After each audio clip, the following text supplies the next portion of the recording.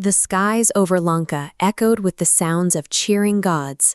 Lord Rama had struck down the demon king Ravana, ending a war that had threatened to unbalance the world. The fighting had barely stopped when Hanuman arrived at the Ashoka grove.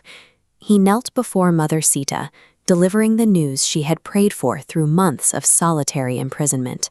Her husband was victorious. Tears filled her eyes. After enduring endless sorrow and daily insults, her faith remained intact.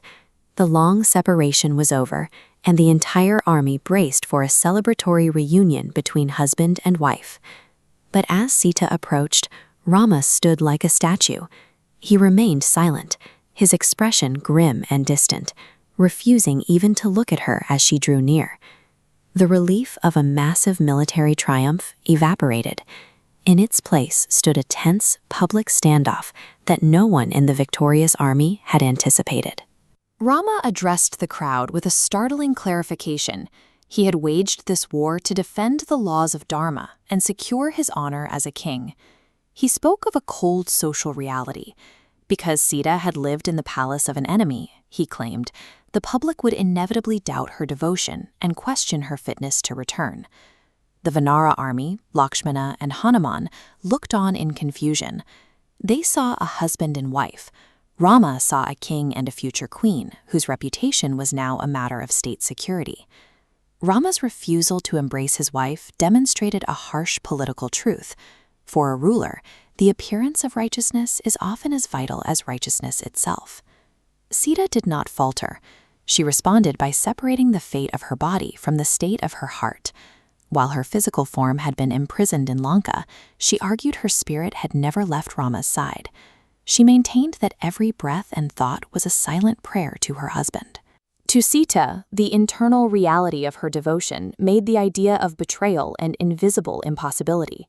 Yet, looking at the silent faces around her, she realized that private truths carry no currency in a public court. Logical defenses were useless against the momentum of royal suspicion. Taking command of the moment, Sita turned to a shocked Lakshmana. She ordered him to build a sacred pyre, choosing to move the trial from the realm of words to the realm of the elements. When a leader demands physical evidence for a spiritual truth, the accused is forced toward a test that transcends human testimony.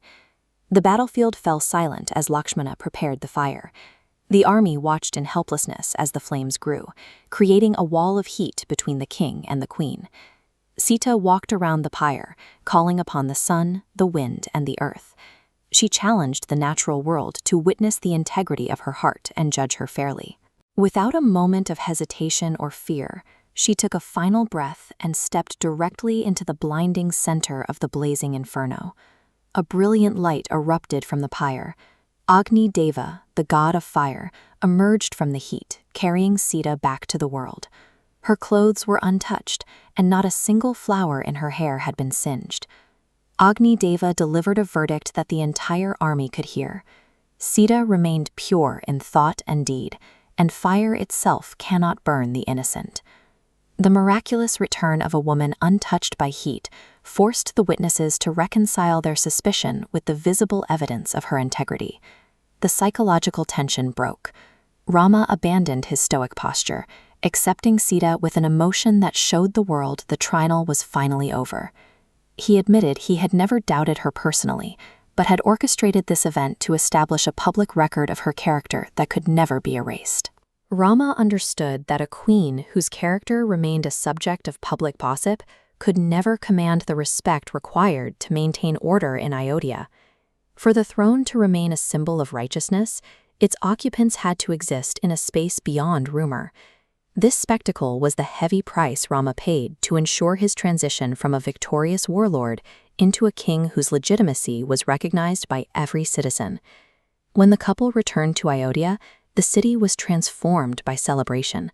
The lamps and flowers welcomed a leadership tested and proven before the gods. By settling the question of the queen's character in the sight of the world, Rama secured the stability of his reign. This paved the way for Ramrajya, an era where the internal peace of the palace became the standard for justice across the kingdom. Crucibles do not change the nature of gold, they only burn away what is external. Sita emerged from the pyre not transformed, but revealed. Physical power had won the war, but it was Sita's character that finalized the peace. Her truth did not need the fire to exist, but the fire ensured that the world could finally see it.